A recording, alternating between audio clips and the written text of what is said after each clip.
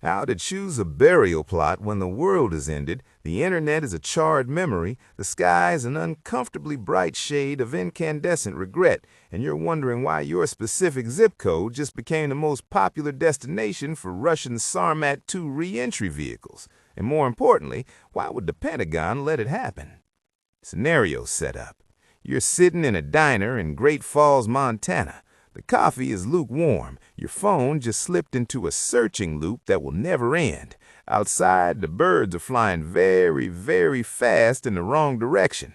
You thought you were in the middle of nowhere, safely irrelevant to global politics. Wrong. You're standing on a nuclear sponge. Don't panic. We're going to map out which parts of the country are being used as bait and why. The solution is a DIY geopolitical triage map.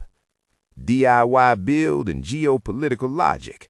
Step 1, find a map. Not a digital one, that's gone. You want a paper road atlas from the glove box of a rusted-out '98 Camry. Grab a Sharpie, or if circumstances demand, a charred stick from a nearby thermal event. We're marking counterforce zones. Start with the Great Plains, North Dakota, Montana, Wyoming, Nebraska, and Colorado. These are the nuclear sponge states. The reason is simple and deeply cynical. Under those wheat fields sit roughly 400 Minutemen III missile silos, soon transitioning to the LGM-35A Sentinel. These are fixed-site targets. They don't move. Everyone knows where they are. During the Sentinel transition, many of them temporarily softer than usual, which makes them a use-it-or-lose-it magnet for incoming MIRVs. Here's the cold logic. Every warhead that detonates over a silo in Minot, North Dakota is one that doesn't hit a counter-valued target like Los Angeles, New York, where the bunkers outside D.C. where the people who approved this strategy are currently underground. These states are not being defended in the comforting sense. They are absorbing the kinetic energy of 1,000 suns. Don't just watch military bases. Map Northern Virginia's Ashburn Corridor. This tiny area handles 70% of global internet traffic. If it goes dark, sacrifice states will fight 21st century wars with 19th century carrier pigeons. Method 1. Identifying the silo sink. If you see a lot of no trespassing U.S. Air Force signs near cow pastures, you're in a sacrificial zone. These states aren't being defended in a traditional sense. They are absorbing the kinetic energy of 1,000 suns so that the command and control nodes in the east can have an extra 20 minutes to figure out which retaliation menu to click on. Now, move your charred stick to the coastlines. You'd think the big cities are the first to go, but in the 2026 post-Arctic escalation playbook, it's the logistics bottlenecks. Circle Savannah, Georgia, and Long Beach, California. These aren't just cities, they are critical throughput entities. Circle the submarine landing stations in unsuspecting coastal towns like Florence, Oregon. These aren't bunkers, but they are the literal nervous system where undersea fiber optic cables hit the dirt, and severing them is the fastest way to lobotomize the U.S. economy. If the world is dead and the supply chains are severed, these are the carotid arteries. Pay attention to the VLF array towers, those massive, lonely giants in the middle of nowhere that use very low frequency to whisper launch codes to subs under the Arctic ice. Their existence is a kill switch invitation the enemy cannot ignore. If you're standing near a gantry crane, you're standing on a bullseye. You also have to calculate the fertilizer to fallout synergy in the Corn Belt. When a 500 kiloton ground burst hits a commercial nitrogen plant, it doesn't just create a crater, it aerosolizes thousands of tons of anhydrous ammonia, creating a toxic, glowing fog that makes standard radiation look like a mild allergy. Don't bother packing a bag. The overpressure from a 500 kiloton airburst will turn that bag, and you, into a very fine localized mist before you can find your car keys. Let's continue. Let's talk about the CEP, Circular Error Probable. Modern Russian and Chinese ICBMs aren't the clumsy lawn darts of the 1960s. They land close, really close, around 100 meters. That number matters because accuracy changes everything. If you're within 15 miles of what planners call a sponge silo, you're not gambling with odds anymore. You're inside the zone of prompt radiation, where distance stops being comforting and starts being theoretical. Woven into that chaos is something most people never think about: thermal inversion layers. Normally, smoke rises and spreads out. In a multi-exchange scenario, the atmosphere gets confused. Heat stacks on cold, layers stop mixing, and fallout doesn't drift away politely.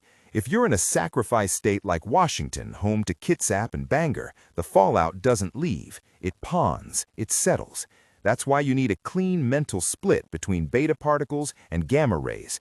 Beta is surface level. It's a brutal sunburn you can wash off. Gamma is penetration. It doesn't care about your clothes or your optimism. It goes through you and edits the code.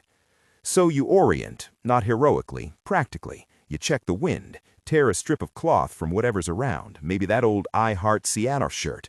Tie it to a stick. If the wind is blowing from the west and you're east of Bangor, congratulations, you're in the Plume Path. This isn't mysticism. Stratospheric injection of soot will dim the sun later, but ground-level fallout is the immediate threat now.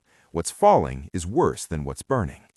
Then there's method 2, the Faraday scavenge. In places like Utah near Hill Air Force Base, your car's ECU is probably cooked by the EMP. The E1 phase is a fast gamma-induced electron surge that eats microchips. E2 follows like malicious lightning. Modern electronics hate sudden energy. To give yourself a chance, you're looking for an old galvanized steel trash can. Line it with cardboard so nothing touches metal. Drop in radios, walkie-talkies, anything that still matters. Seal the lid. That's a crude Faraday cage. If it holds, you might hear something on the radio when the sky finally clears.